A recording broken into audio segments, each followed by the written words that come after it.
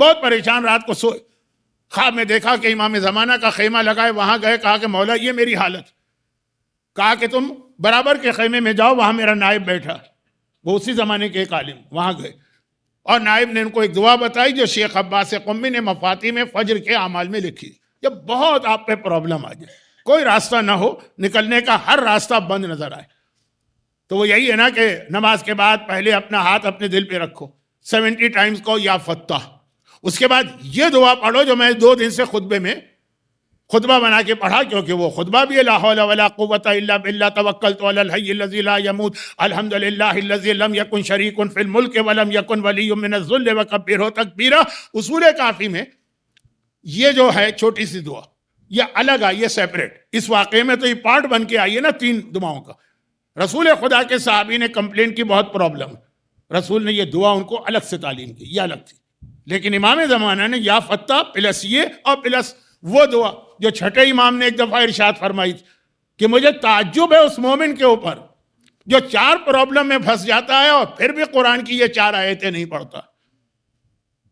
اسے اگر کوئی رزق کا مسئلہ ہوتا وہ کیوں نہیں پڑھتا ہے ماشاء اللہ لا قوت الا باللہ،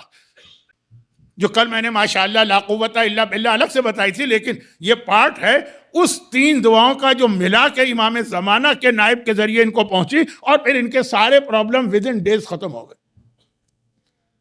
اور چھٹے امام کی دعا میں تو، چھٹے امام کے فرمان میں تو ہر آیت کے ساتھ اس کا رزلٹ بتایا، کہا کہ روزی کی رزق کی پریشانی ہے، کیوں یہ نہیں پڑھتے؟ کیونکہ اس کے فوراً بعد خدا نے کہا وَعَسَىٰ رَبِّي أَن يُؤْتِينَا خَيْرًا،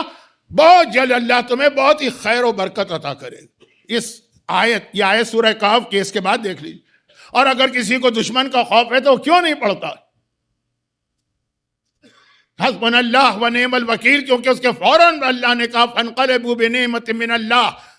جنہوں نے یہ دعا پڑھی اللہ نے نعمتوں کی بارش ان پہ کر دی. اور اگر کسی کو پریشانیاں ہیں تو کیوں نہیں پڑھتا ہے سبحانک لا الہ الا انت انی کنت من الظالمین، کیونکہ اس کے فوراً بعد قرآن نے کہا فاستجبنا له ونجیناہ من الغم وکذلک ننجی المؤمنین. امام ہر دعا، ہر آیت کے ساتھ بتا رہے ہیں اس کے ساتھ کون سی آیت. اور اگر کبھی ظالم حکمران تلوار لے کے کھڑا ہے کیوں نہیں پڑھتے وفوض امری الی اللہ ان اللہ بصیر بالعباد، کیونکہ فوراً قرآن نے کہا فوقع اللہ سیئات ما مکروا، اللہ نے اس آدمی کو ظالموں سے بچا لیا. تو اب یہ جو ایک الگ حدیث، یہ ایک الگ حدیث، وہ توکلت علی الحی الذی الگ حدیث، وہ رسول کی ہے، یہ امام کی ہے. رسول کا لقب بھی صادق ہے، اس امام کا لقب بھی صادق ہے جن کی حدیث، دونوں صادقین کو ملا کر امام زمانہ نے یا فتح، فتح کے معنی راستہ کھولنے والا،